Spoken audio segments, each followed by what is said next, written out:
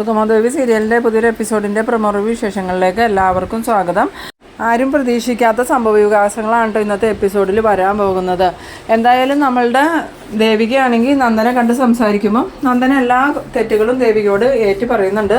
അതോടൊപ്പം ദേവികയെ മനസ്സുകൊണ്ട് പോലും വഞ്ചിച്ചിട്ടില്ല എന്ന് പറഞ്ഞ് ദേവികയായിട്ട് ഒത്തുതീർപ്പിലെത്തുന്ന സമയത്ത് ദേവിക പറയുന്നുണ്ട്, നന്ദു എപ്പോഴും എൻ്റെ നല്ലൊരു ഫ്രണ്ടായിരിക്കുമെന്ന്. പിന്നീട് നമ്മളുടെ ദേവിക പ്രഭാവതിയോട് ഞാൻ പോകുക എന്ന് പറയുന്ന സമയത്ത് പ്രഭാവതി പറയുന്നുണ്ട്, മോള് പോയാൽ എങ്ങനെ ശരിയാവണേ, നന്ദൻ പോണ സമയത്ത് മോളിവിടെ വേണ്ടേന്ന് ചോദിക്കുമ്പോൾ അത് ശരിയാവില്ലമ്മേ, ഞാനിവിടെ ഉണ്ടായിട്ടുണ്ടെങ്കിൽ നന്ദുവിന് അത് കൂടുതൽ സങ്കടമാവും, അതുകൊണ്ട് ഞാൻ പോവാന്ന് പറയുമ്പം പ്രഭാവതിക്കാണെങ്കിൽ അതൊട്ടും ഇഷ്ടമാവണില്ല. പ്രഭാവതി പറയുന്നുണ്ട്, ആരും വേണ്ട, എല്ലാവരും പോയിക്കോ, ഞാൻ തന്നെ എല്ലാം സഹിച്ചോളാം. എന്തായാലും നിങ്ങളെല്ലാവരും ചേർന്ന് എൻ്റെ മോനെ രക്ഷിക്കുമെന്നാണ് ഞാൻ വിചാരിച്ചത്. ഇതിപ്പോൾ നിങ്ങൾ നിയമത്തിന് വിട്ടുകൊടുക്കുമല്ലേ, അവനൊരു ശുദ്ധനായതുകൊണ്ടല്ലേ സത്യങ്ങളെല്ലാം തുറന്നു പറഞ്ഞ്, എന്നിട്ട് നീയും ഹരിയേട്ടനും ചേർന്ന് അവനെ രക്ഷിക്കുമെന്നാണ് ഞങ്ങൾ വിചാരിച്ചത്. ആദ്യം ഒരു പ്രതീക്ഷ തന്നിട്ട് അവസാനം ഞങ്ങളെ ചതിക്കുമല്ലേ.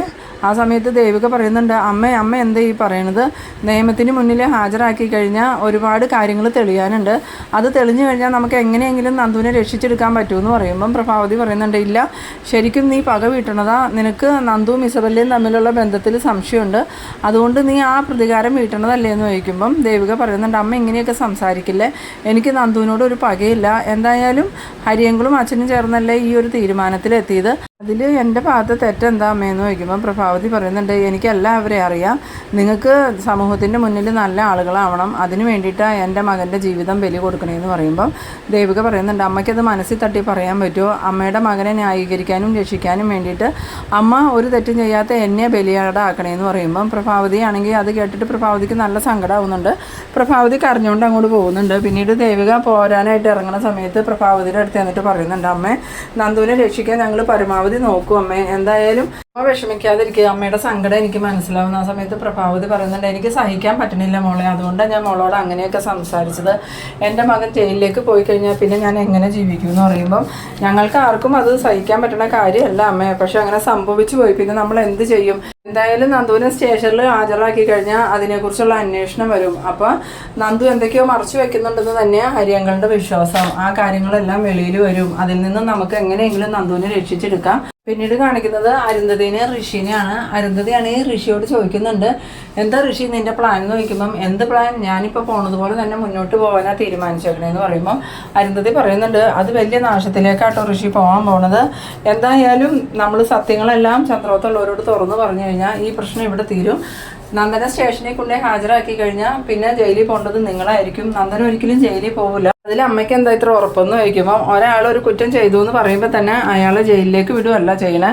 അയാൾ ആദ്യം തന്നെ കോടതിയിൽ ഹാജരാക്കും, പിന്നീട് ഈ കേസിനെ കുറിച്ചുള്ള അന്വേഷണങ്ങൾ വരും, അപ്പോൾ തെളിവെടുപ്പ് വരുന്ന സമയത്ത് നന്ദനോട് നിന്നെ കുഴിച്ചിട്ടേക്കുന്ന സ്ഥലം കാണിച്ചു കൊടുക്കാൻ പറയുമ്പം നന്ദന സ്ഥലം അറിയില്ലല്ലോ, അപ്പോൾ എന്തായാലും കെവിൻ്റെ പേര് പറയും, കെവിൻ്റെ പേര് പറഞ്ഞു കഴിഞ്ഞാൽ ഉറപ്പായിട്ടും നീയും ഇസബല്ലേ ഞാനും ആ കുരുവിളെ എല്ലാവരും പെടും, ആ കാര്യത്തിലൊരു സംശയമില്ലാന്ന്. സമയത്ത് ഋഷി പറയുന്നുണ്ട്, ഒരിക്കലും അങ്ങനെ നടക്കാൻ ഞാൻ സമ്മതിക്കില്ല, ഞാൻ കുറേ കാര്യങ്ങൾ പ്ലാൻ ചെയ്തിട്ടുണ്ട്, അതുപോലെ കാര്യങ്ങൾ വന്നില്ലെങ്കിൽ അവനെ ഞാൻ തീർത്ത് കളയുന്നു. ആ സമയത്ത് അരുന്ധതി ദേഷ്യത്തോടുകൂടി ഋഷി എന്നും പറഞ്ഞ് വിളിക്കുമ്പം ഋഷി പറയുന്നുണ്ട്, അമ്മ ദേഷ്യപ്പെടുമൊന്നും വേണ്ട, ഞാൻ നടക്കാൻ പോണ കാര്യമാണ് പറഞ്ഞ, എന്തായാലും ഞാൻ ഉദ്ദേശിച്ചതുപോലെ കാര്യങ്ങൾ നടന്നില്ലെങ്കിൽ അവൻ്റെ കാര്യത്തിൽ ഞാൻ തന്നെ ഒരു തീരുമാനത്തിലെത്തുമെന്ന്.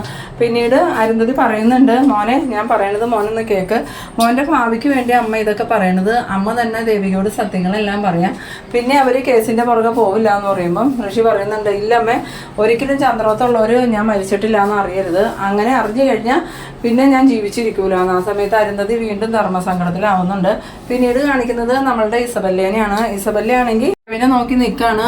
ആ സമയത്ത് കെവിൻ അങ്ങോട്ട് വരുന്നുണ്ട്. കെവിനെ കണ്ടതും ഇസബല്ല ചോദിക്കുന്നുണ്ട്, എന്തായിടാ ചന്ദ്രോത്ത പ്ലാനൊക്കെ എന്തെങ്കിലും അറിഞ്ഞോ എന്ന് ചോദിക്കുമ്പോൾ ഒന്നും അറിയില്ല ബെല്ല, അവരെന്തൊക്കെയോ പ്ലാൻ ചെയ്യുന്നുണ്ട്, അവസാനം നമ്മളെല്ലാവരും പെടുമെന്നാണ് തോന്നണേന്ന് പറയുമ്പം ഇസബല്ല പറയുന്നുണ്ട്, നിനക്കെന്താ പേടിയുണ്ടോ എന്ന് ചോദിക്കുമ്പം പിന്നെ പേടിയില്ലാതെ ഒരാൾ ചെയ്യാത്ത കാര്യം ചെയ്തു എന്ന് പറഞ്ഞല്ലേ നമ്മൾ ഇത്രയും നാളും നന്ദനെ ടോർച്ചർ ചെയ്തുകൊണ്ടിരുന്നത്, അതുമാത്രമല്ല നാളെ സ്റ്റേഷനിൽ ഹാജരാക്കി കഴിഞ്ഞാൽ എന്തായാലും അതിൻ്റെ അന്വേഷണം വരും, അന്വേഷിക്കുമ്പോൾ ഋഷിയുടെ ബോഡി കിട്ടാതെ എങ്ങനെയാ കാര്യങ്ങൾ മുന്നോട്ട് പോകണേന്ന്. ആ സമയത്ത് ഇസബല്ല പറയുന്നുണ്ട്, അത് അപ്പോഴല്ലേ, അതിനു മുമ്പ് തന്നെ നന്ദനെ സ്റ്റേഷനിൽ ഹാജരാക്കാതിരിക്കാൻ നമ്മൾ എന്തെങ്കിലും ചെയ്യണം. അന്നേരം കെവിൻ പറയുന്നുണ്ട്, നമ്മൾ എന്ത് ചെയ്യാനാ, നമുക്കിനി നന്ദനെ കാണാനോ നന്ദനോട് ഫോണിൽ സംസാരിക്കാനോ ഒന്നും പറ്റില്ല, പിന്നെ നമ്മൾ എന്ത് ചെയ്യുമെന്ന് ചോദിക്കുമ്പം ഇസബെല്ല പറയുന്നുണ്ട്, അതിന് നമ്മൾക്ക് കാണണമെന്നൊന്നുമില്ല, എന്തായാലും ഞാൻ ഋഷിയായിട്ടൊന്ന് സംസാരിക്കട്ടെ എന്ന്. അങ്ങനെ ഇസബെല്ല ഫോൺ എടുത്ത് ഋഷിക്ക് വിളിക്കുന്നുണ്ട്. ഋഷി ഫോൺ എടുത്തതും എന്താ ബെല്ലാന്ന് ചോദിക്കുമ്പോൾ ഇസബെല്ല പറയുന്നുണ്ട്, ഋഷി നിൻ്റെ പ്ലാൻ എന്താ, നാളെ നന്ദനെ സ്റ്റേഷനിൽ ഹാജരാക്കി കഴിഞ്ഞാൽ പിന്നെ നമുക്കൊന്നും ചെയ്യാൻ പറ്റില്ല, ഒരു കാരണവശാലും നാളെ ആ സംഭവം നടക്കരുത്, നന്ദൻ ഒരിക്കലും സ്റ്റേഷനിൽ ഹാജരാവരുത്. അന്നേരം ഋഷി പറയുന്നുണ്ട്, എൻ്റെയും തീരുമാനം അത് തന്നെയാണ്, നന്ദൻ സ്റ്റേഷനിൽ ഹാജരാവണതിന് മുമ്പായിട്ട് തന്നെ നമ്മൾ അവനെ തട്ടിക്കൊണ്ട് വരണം. ആ സമയത്ത് ഇസബെല്ല ചോദിക്കുന്നുണ്ട്, അതെങ്ങനെയാ നമ്മൾക്ക് അതിന് ചന്ദ്രോത്ത് കയറാൻ പറ്റുമെന്ന് ചോദിക്കുമ്പോൾ നമ്മളല്ലല്ലോ അതിന് തട്ടിക്കൊണ്ടു പോകാൻ പോണത്, അതിന് എനിക്ക് ആളുണ്ട്, അവരെ വീട്ടിൽ ഞാൻ അതൊക്കെ ചെയ്തോളാം, എന്തായാലും നിങ്ങൾ എനിക്ക് സപ്പോർട്ടായിട്ട് നിന്നാൽ മതി. ആ സമയത്ത് ഇസബെല്ല പറയുന്നുണ്ട്, നീ എന്ത് ചെയ്താലും അതിന് പിന്തുണയായിട്ട് ഞങ്ങളുണ്ടാവും, എന്നാൽ ഞാൻ കാര്യങ്ങളൊക്കെ ഒന്ന് പ്ലാൻ ചെയ്യട്ടെ, അതിനുശേഷം നിങ്ങളെ വിളിക്കാമെന്നും പറഞ്ഞ് ഋഷി ഫോൺ വെച്ചിട്ട് തിരിയണതും അരുന്ധതി അവിടെ നിന്ന് എല്ലാം കേൾക്കുന്നുണ്ട്. ആ സമയത്ത് അരുന്ധതി പറയുന്നുണ്ട്, ഋഷി നീ ഈ കളിക്കണ കളി തീക്കളിയാണ്, ഞാൻ പറയണത് മോനൊന്ന് കേൾക്ക്, എത്രയും വേഗം നമുക്കിതൊക്കെ അവസാനിപ്പിക്കാമെന്ന് പറയുമ്പോൾ ഋഷി പറയുന്നുണ്ട്, ഇല്ലമ്മേ ഞാൻ ഒന്നും അവസാനിപ്പിക്കില്ല. അന്നേരം അരുന്ധതി പറയുന്നുണ്ട്, മോനെ നിനക്കെന്താ ഞാൻ പറയണത് മനസ്സിലാവാത്ത, ഞാൻ നിന്റെ നന്മയ്ക്കല്ലേ പറയണേന്ന് ചോദിക്കുമ്പം എൻ്റെ നന്മയ്ക്കാണെങ്കിലും അമ്മ എന്നോടൊന്നും പറയണ്ട, ഞാനിപ്പോൾ അമ്മ പറയണതൊട്ട് അനുസരിക്കാനും പോണില്ല, ഞാൻ തീരുമാനിച്ചതുപോലെ തന്നെ കാര്യങ്ങൾ നടക്കുന്നു. ആ സമയത്ത് അരുന്ധതി ചോദിക്കുന്നുണ്ട്, നീ എന്താ തീരുമാനിച്ചേക്കണേന്ന് ചോദിക്കുമ്പോൾ നന്ദൻ ഒരു കാരണവശാലും നാളെ പോലീസ് സ്റ്റേഷനിൽ ഹാജരാവാൻ പാടില്ല. അന്നേരം അരുന്ധതി പറയുന്നുണ്ട്, അതെങ്ങനെ നടക്കും, സിദ്ധാർത്ഥനും ആ ജഡ്ജും ചേർന്ന് നന്ദനെ പോലീസ് സ്റ്റേഷനിൽ ഹാജരാക്കാൻ തീരുമാനിച്ചേക്കും അല്ലേ എന്ന് ചോദിക്കുമ്പോൾ അത് തന്നെയാണ് ഞാൻ പറഞ്ഞത്, നന്ദൻ ഒരിക്കലും ഹാജരാവരുത്, നന്ദനെ അതിൽ നിന്ന് തടയണം. അന്നേരം അരുന്ധതി ചോദിക്കുന്നുണ്ട്, നീ എന്ത് മണ്ടത്തര ഋഷി പറയണേ, നന്ദൻ നിന്നെ കൊന്നു എന്നുള്ള സത്യം എല്ലാവരും തന്നെ അറിഞ്ഞിട്ടുണ്ട്, പിന്നെ കോടതിയിൽ എങ്ങനെ ഹാജരാവാതിരിക്കുമെന്ന് ചോദിക്കുമ്പോൾ അതിന് ഞാനൊരു വഴി കണ്ടിട്ടുണ്ട് അമ്മ, അമ്മ എന്തായാലും ടെൻഷൻ ആവാതിരിക്കുക, അമ്മയ്ക്ക് പ്രശ്നമൊന്നും ഉണ്ടാവില്ല എന്നും പറഞ്ഞ് ഋഷി അങ്ങോട്ട് പോകുന്നുണ്ട്. പിന്നീട് കാണിക്കുന്നത് നമ്മളുടെ ഇസബെല്ലേനെയും കെവിനെയാണ്. ഇസബെല്ല കെവിനോട് പറയുന്നുണ്ട്, നമ്മൾ എന്തായാലും ജയിക്കും കെവിൻ, ഞാനൊരു കാര്യം തീരുമാനിച്ചിട്ടുണ്ടെങ്കിൽ അത് നടത്തിയിട്ട് ഞാൻ പിന്നോട്ട് പോകുള്ളൂ, ഞാൻ ഇങ്ങോട്ട് വന്നത് എന്ത് ലക്ഷ്യം വെച്ചാണോ ആ ലക്ഷ്യം ഞാൻ നിറവേറ്റും, ഇനിയിപ്പോൾ നന്ദനെ എനിക്ക് കിട്ടിയില്ലെങ്കിലും കുഴപ്പമില്ല, ദേവികയ്ക്ക് കിട്ടരുത്, അതിനുവേണ്ടി ഞാൻ അവനെ കൊല്ലാനും മടിക്കൂല. ആ സമയത്ത് കെവിനാണെങ്കിൽ ചെറിയ പേടിയൊക്കെ ആവുന്നുണ്ട്. ഇതേ സമയമാണ് കെവിൻ്റെ ഫോണിലേക്ക് ഷാരിക വിളിക്കുന്നത്. ഷാരികയുടെ കോൾ കണ്ടതും കെവിനാണെങ്കിൽ കോൾ എടുക്കാണ്ട് ഇസബെല്ലയോട് എനിക്ക് അത്യാവശ്യമായിട്ടൊരു സ്ഥലം വരെ പോകാനുണ്ടെന്നും പറഞ്ഞ് കാറിൽ കയറി പോകുന്നുണ്ട്. പോണ വഴിക്ക് കോൾ എടുത്തിട്ട് എന്താ ഷാരി എന്ന് ചോദിക്കുമ്പം എനിക്ക് കെവിൻ ചേട്ടനെ അത്യാവശ്യമായിട്ടൊന്ന് കാണണമെന്ന് ഷാരി പറയുന്നുണ്ട്.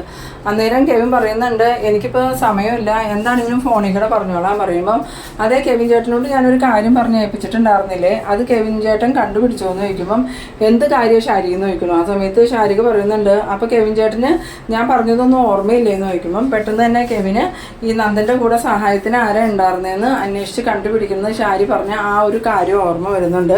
അന്നേരം കെവിൻ പറയുന്നുണ്ട്, എനിക്ക് നന്ദനോട് സംസാരിക്കാൻ പറ്റിയില്ല ഷാരി, ഒന്നാമതേ നന്ദൻ്റെ ഫോൺ ഇപ്പോൾ സ്വിച്ച് ഓഫാ, പിന്നെ ചന്ദ്രോത്തേക്ക് ഞാൻ പോകാറുമില്ല എന്ന് പറയുമ്പോൾ ഈ ഷാരിക ചോദിക്കുന്നുണ്ട്, അതെന്തുകൊണ്ടാണ് കെവിൻ ചേട്ടൻ ചന്ദ്രോത്തേക്ക് പോകാത്ത, ചന്ദ്രോത്ത് എന്നൊന്ന് വിചാരിച്ച് എന്താ കുഴപ്പം, നന്ദേട്ടൻ്റെ ബെസ്റ്റ് ഫ്രണ്ട് അല്ലേ കെവിൻ ചേട്ടൻ. ആ സമയത്ത് പിന്നാണെങ്കിൽ ഷാരികയോട് എന്ത് മറുപടി പറയുമെന്ന് അറിയാതെ ഇങ്ങനെ പറയണ സമയത്ത് ഈ ഷാരിക ചോദിക്കുന്നുണ്ട്, അഥവാ ഇനിയിപ്പോൾ കെവിൻ ചേട്ടൻ നന്ദേട്ടനുമായിട്ട് പിണങ്ങിയോന്ന് ചോദിക്കുമ്പോൾ ഇല്ല ഷാരി, ഞങ്ങൾ തമ്മിൽ പിണങ്ങിയിട്ടൊന്നുമില്ല, അതല്ല കെവിൻ ചേട്ടാ, എനിക്ക് വേറൊരു സംശയം, ഇനിയിപ്പോൾ അന്ന് ഋഷിയുടെ ബോഡി കുഴിച്ചിടാനൊക്കെ നന്ദേട്ടൻ്റെ കൂടെ ഉണ്ടായിരുന്നത് കെവിൻ ചേട്ടനാണോ എന്ന്. അത് കേട്ടതും ഈ കെവിനാണെങ്കിൽ ആകെ ഇങ്ങനെ ഷോക്കായി പോകുന്നുണ്ട്. പിന്നീട് ഷാരികയോട് ഒന്നും പറയാൻ പറ്റില്ലാത്തതുകൊണ്ട് തന്നെ കെവിൻ ഹലോ ഹലോ കേൾക്കണില്ല എന്നും പറഞ്ഞ് ഫോൺ വയ്ക്കുന്നുണ്ട്. കെവിൻ ഫോൺ വെച്ചതും ഷാരിക ഇങ്ങനെ മനസ്സിൽ ആലോചിക്കുന്നുണ്ട്, നന്ദേട്ടൻ്റെ കൂടെ കെവിൻ ചേട്ടനായിരിക്കും ഉണ്ടായിരുന്നത്, എന്തായാലും നന്ദേട്ടൻ എന്തിനാ അത് പിന്നെ മറച്ചു വെക്കണേ, നന്ദേട്ടന് സത്യങ്ങൾ തുറന്നു പറഞ്ഞുകൂടെ, ഇതിൻ്റെ പിന്നിൽ എന്തൊക്കെയോ ചതികളുണ്ടല്ലോ എന്നൊക്കെ ഇങ്ങനെ ആലോചിച്ച് നിൽക്കുന്ന സമയത്ത് ദേവിക അങ്ങോട്ട് വരുന്നുണ്ട്. ദേവികയെ കണ്ടതും ഷാരിക ആണെങ്കിൽ ഓടി ദേവികയുടെ അടുത്തേക്ക് എന്നിട്ട് ചോദിക്കുന്നുണ്ട്, ചേച്ചി ചന്ദ്രോത്ത് പോയിട്ട് നന്ദേട്ടനെ കണ്ടോ, നന്ദേട്ടൻ എന്താ പറഞ്ഞതെന്ന് ചോദിക്കുമ്പം നന്ദുവിനെ ഞാൻ കണ്ടു, നന്ദു ഒരുപാട് സങ്കടം പറഞ്ഞു, ഒരു തെറ്റും ചെയ്തിട്ടില്ല എന്നൊക്കെ പറഞ്ഞു, ഇസബെല്ലയും നന്ദുവായിട്ട് വേറെ ബന്ധങ്ങളൊന്നും ഇല്ലാന്ന് എന്നോട് കാല് പിടിച്ച് പറഞ്ഞു. ആ സമയത്ത് ഷാരിക പറയുന്നുണ്ട്, അതാ ഇപ്പോൾ നന്നായ, ഒരു ബന്ധമില്ലാഞ്ഞിട്ടാണോ ഹോം സ്റ്റേയിൽ ഇസബെല്ലേനെയും കൊണ്ട് നന്ദേട്ടൻ റൂം എടുത്ത് താമസിച്ചതെന്ന് ചോദിക്കുമ്പം എനിക്കൊന്നും മനസ്സിലാവണില്ല ഷാരി, നന്ദു പറഞ്ഞത് അങ്ങനെയാണ്, എന്തായാലും എനിക്കിപ്പോൾ ഒന്നും വിശ്വസിക്കാനുള്ള മാനസികാവസ്ഥയിലല്ല. പിന്നെ പ്രഫാൻറ്റി എന്ത് പറയണമെന്ന് ചോദിക്കുമ്പോൾ അമ്മയാണെങ്കിൽ ആകെ സങ്കടത്തിലാണ്, അമ്മ എന്നോട് ഒരുപാട് ദേഷ്യപ്പെട്ടു, നന്ദനെ സ്റ്റേഷനിൽ ഹാജരാക്കണ്ടെന്നാ ഇപ്പോഴും അമ്മ പറയുന്നത്. അവരമ്മയല്ലേ, അമ്മയ്ക്ക് മകനെ രക്ഷിച്ചെടുക്കണമെന്നാണ് തോന്നണേന്ന്. ആ സമയത്ത് ശാരിക പറയുന്നുണ്ട്, അതിനാരെങ്കിലും മനഃപൂർവ്വം ശിക്ഷിക്കാൻ പോണതാണോ? നന്ദേട്ടൻ ഒരാളെ കൊന്നതുകൊണ്ടല്ലേ ഈ പ്രശ്നങ്ങളൊക്കെ ഉണ്ടായിരുന്നു. ആ സമയത്ത് ദേവിക പറയുന്നുണ്ട്, അതൊക്കെ ശരിയാ ശാരിക, പക്ഷേ നന്ദു ജയിലിലേക്ക് പോണ കാര്യം അമ്മയ്ക്ക് സങ്കല്പിക്കാൻ പോലും പറ്റില്ല. അതുകൊണ്ട് അമ്മയ്ക്ക് ഒരുപാട് സങ്കടമുണ്ടെന്ന്. എന്തായാലും നാളെ തന്നെ സ്റ്റേഷനിൽ പോയി ഹാജരായ ഇതിനൊരു തീരുമാനമാവുമല്ലോ എന്ന് ശാരിക പറയുന്ന സമയത്ത് രാധിക അങ്ങോട്ട് വരുന്നുണ്ട്. രാധിക വന്നിട്ട് ചോദിക്കുന്നുണ്ട്, മോള് പോയിട്ട് എന്തായി എന്ന് ചോദിക്കുമ്പം നാളെ തന്നെ നന്ദുവിനെ സ്റ്റേഷനിൽ ഹാജരാക്കാൻ അമ്മയെ തീരുമാനിച്ചേക്കണേന്ന്. ആ സമയത്ത് ഈ രാധിക പറയുന്നുണ്ട്, മോള് പോകുന്നുണ്ടോ എന്ന് ചോദിക്കുമ്പം ഇല്ലമ്മേ, നന്ദു എന്നെ കണ്ടു കഴിഞ്ഞാൽ വിഷമിക്കും, അതുകൊണ്ട് ഞാൻ പോണില്ലാന്ന്. പിന്നീട് കാണിക്കുന്നത് നമ്മളുടെ നന്ദനാണെങ്കിൽ റൂമിൽ ഇങ്ങനെ ആകെ വിഷമിച്ച് നടക്കുകയാണ്. ആ സമയത്ത് ദേവിക പറഞ്ഞ ആ ഒരു കാര്യം നന്ദന ഓർക്കുന്നുണ്ട്. എൻ്റെ പഴയ ഒരു ഫ്രണ്ട് ഉണ്ടായിരുന്നു, എന്നെ എല്ലാ ആപത്തിൽ നിന്നും രക്ഷിക്കുകയോ എനിക്ക് എന്തെങ്കിലും ഒരു സങ്കടം വന്നാൽ എന്നെ ചേർത്ത് നിർത്തുകയും ചെയ്യുന്ന ഒരു ഫ്രണ്ട്. ആ ഫ്രണ്ടിനെ എനിക്ക് ഒരിക്കലും മറക്കാൻ പറ്റില്ല എന്ന് ദേവിക പറഞ്ഞത് ഓർക്കുന്നുണ്ട്. അങ്ങനെ നന്ദന ആലോചിച്ചിരിക്കുന്ന സമയത്ത് തന്നെ നമ്മളുടെ ചന്ദ്രോത്തിൻ്റെ പുറത്തായിട്ട് ഒരു കാറ് വന്ന് നിൽക്കുന്നുണ്ട്. ആ കാറിൽ നിന്ന് മുഖംമൂടി അണിഞ്ഞ് 2-3 പേര് പുറത്തേക്ക് ഇറങ്ങുന്നുണ്ട്. എന്നിട്ട് അവർ ഫോണെടുത്ത് ഋഷിക്ക് വിളിക്കുന്നുണ്ട്. ഋഷി ഫോൺ എടുത്തതും നിങ്ങൾ എവിടെ എത്തിയെന്ന് ചോദിക്കുമ്പം ഞങ്ങളിപ്പോൾ ആ വീടിൻ്റെ പുറത്തെത്തിയിട്ടുണ്ട്, ഇനി ഞങ്ങൾ എന്ത് ചെയ്യണമെന്ന് ചോദിക്കുമ്പം നിങ്ങൾ വേഗം തന്നെ അകത്തേക്ക് കയറിക്കോ, മുകളിലത്തെ നിലയിലാണ് നന്ദൻ കിടക്കുന്നത്, എന്തായാലും അകത്തേക്കിടെ കയറണ്ട, പുറത്തേക്കിടെ തന്നെ മുകളിലത്തെ നിലയിൽ ചെന്നിട്ട് ആരും അറിയാതെ നന്ദനെ ബോധം കെടുത്തി കാറിൽ കയറ്റി ഇങ്ങോട്ട് കൊണ്ടുവരിക, ബാക്കി കാര്യങ്ങളൊക്കെ ഇവിടെ വന്നിട്ട് തീരുമാനിക്കാമെന്ന്. അവരെങ്ങനെ കോള് കട്ട് ചെയ്തിട്ട് മതിൽ ചാടി കിടക്കുന്നുണ്ട്. 3 പേരാണ് മതിൽ ചാടി കിടന്ന് ചന്ദ്രോത്തേക്ക് കയറണേ. അങ്ങനെ അവർ വീടിൻ്റെ സൈഡിലൂടെ മുകളിലത്തെ നിലയ്ക്ക് പിടിച്ച് കയറുന്നുണ്ട്. ഇതേ സമയം നമ്മളുടെ നന്ദനാണെങ്കിൽ ഉറക്കം വരാതെ ഇങ്ങനെ ഓരോന്ന് ആലോചിച്ച് നടക്കുന്ന സമയത്താണ് ഒരു നിഴലിണക്കം അവിടെ കാണുന്നത്.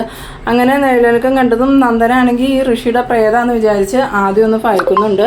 പിന്നീട് നോക്കുമ്പം പ്രേതമൊന്നുമല്ല, അത് മനുഷ്യരാന്ന് തന്നെ മനസ്സിലായിട്ട് നന്ദൻ വേഗം തന്നെ ആരാന്നറിയാൻ വേണ്ടി ഇങ്ങനെ ഒളിഞ്ഞു നോക്കുമ്പോൾ വന്നവർ മുഖംമൂടി വെച്ചേക്കണ കണ്ടതും നന്ദനെ അപായപ്പെടുത്താൻ ആരോ വന്നതാണെന്ന് മനസ്സിലാവുന്നുണ്ട്. അങ്ങനെ നന്ദൻ വേഗം തന്നെ അച്ഛാന്നും പറഞ്ഞ് വിളിക്കണ കേൾക്കുമ്പോൾ നമ്മളുടെ സിദ്ധാർത്ഥനാണെങ്കിൽ താഴേന്ന് മുകളിലേക്ക് ചെല്ലുന്നുണ്ട്. മുകളിൽ ചെന്നതും എന്താ നന്ദ, എന്തിനാ നീ വിളിച്ചതെന്ന് ചോദിക്കുമ്പം അച്ഛ പുറത്ത് ആരൊക്കെയുണ്ടെന്ന്. അത് കേട്ടതും സിദ്ധാർത്ഥനാണെങ്കിൽ പതിയെ ആരാന്ന് അറിയാനായിട്ട് അങ്ങോട്ട് നീങ്ങി ചെന്ന് നോക്കുന്ന സമയത്ത് അവിടെ 3 പേര് മുഖംമൂടി ഇട്ട് നിൽക്കുന്നത് സിദ്ധാർത്ഥൻ കാണുന്നുണ്ട്. അത് കണ്ടതും സിദ്ധാർത്ഥൻ പേടിയോടുകൂടി ഇങ്ങനെ നിൽക്കുന്ന ആ ഒരു സീനിലാണ് ഈ എപ്പിസോഡ് അവസാനിക്കുന്നത്. അപ്പോൾ നിങ്ങൾ എൻ്റെ വീഡിയോ ആദ്യമായി കാണുന്നവരാണെങ്കിൽ ചാനലൊന്ന് സബ്സ്ക്രൈബ് ചെയ്യാനും ഇഷ്ടമായാൽ ലൈക്ക് ചെയ്യാനും ഷെയർ ചെയ്യാനും മറക്കരുത്. അപ്പോൾ ഇതുപോലെ ഇൻട്രസ്റ്റിംഗ് ആയിട്ടുള്ള അടുത്തൊരു എപ്പിസോഡുമായി നമുക്ക് വീണ്ടും കാണാം. അതുവരേക്കും ബൈ ബൈ.